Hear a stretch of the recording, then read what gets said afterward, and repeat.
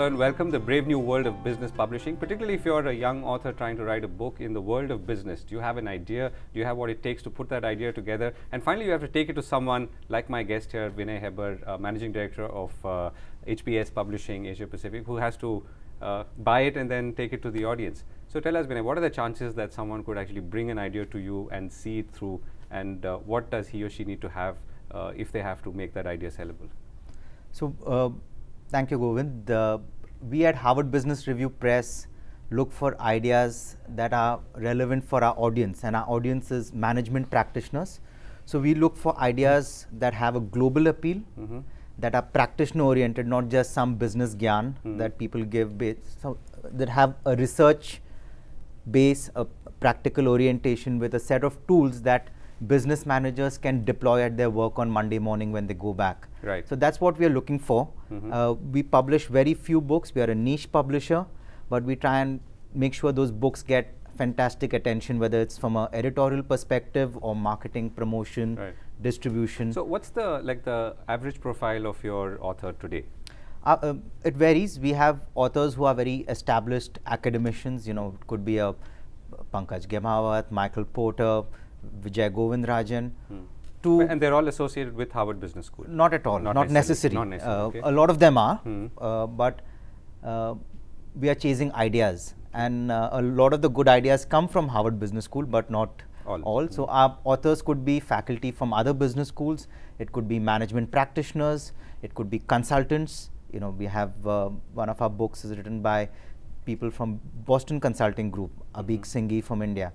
We have management practitioners and CEOs like Ravi Venkateshan and Vineet Nair who've written for us. So the ideas could come from anywhere, not necessarily academics. Right. So unlike fiction, I'm assuming that you have to be a little grey-haired in this world. Well, the concept of grey hair is changing both in terms because of people are getting them earlier. People are getting them earlier. Maybe people are losing hair earlier also. But really, if you look at the audience, they're getting younger and younger. The average manager is younger. You have some of the world richest who are in their 20s, right? Mark Zuckerberg is still in his 20s.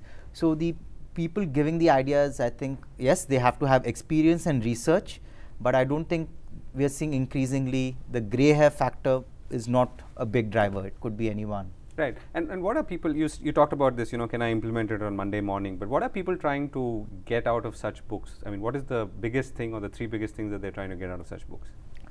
So people are wrestling with a lot of challenges at work, and these could be related to big issues like strategy and or a change management or transformation, right?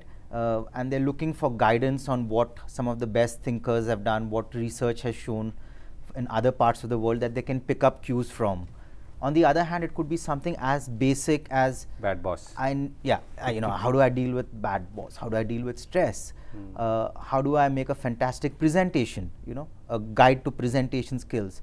So it could relate to something that's basic and personal management, to something that's more corporate related and which at a CEO level you're addressing. So the audience could range from a first time person entering the workforce to CEOs, and so the issues if I were change. to look at the last 10 books that you've published in India, what would be the common themes, if any? It's the common themes, again, the subjects vary. We have books that are published on, like Ravi Venkateshan's book on conquering the chaos, which is how do you win in India, right? We have books called End of Comparative Advantage. We have a whole HBR series of guides on things like presentation skills and managing your people, etc. So at a subject wise, there isn't a common theme. There's quite a range, but some of the common themes are again practitioner orientation. We are not about theory or academic research alone.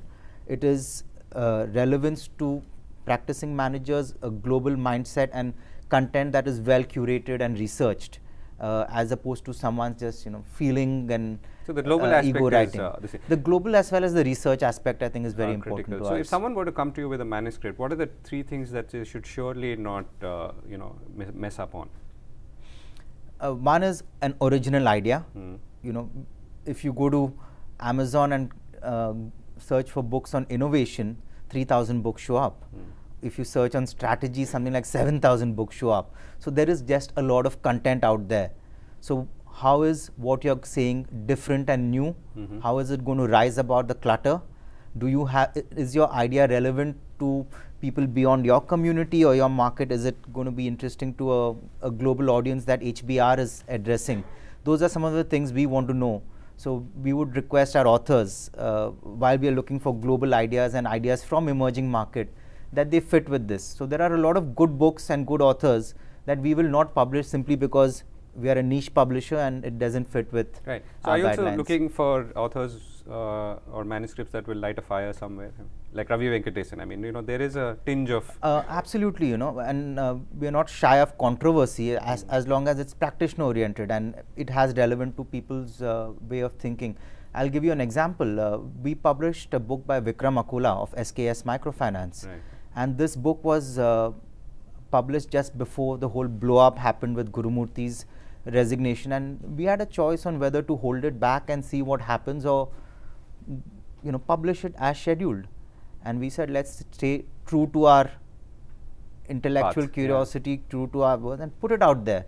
It's for the audience to decide. And that book was dealing with a fundamental question, whether the microfinance industry can be a for-profit industry. But this is by an author who came, or rather created the microfinance industry as we knew it, but also was discredited subsequently Correct. by many. Exactly. And the book was about an idea at the end of the day.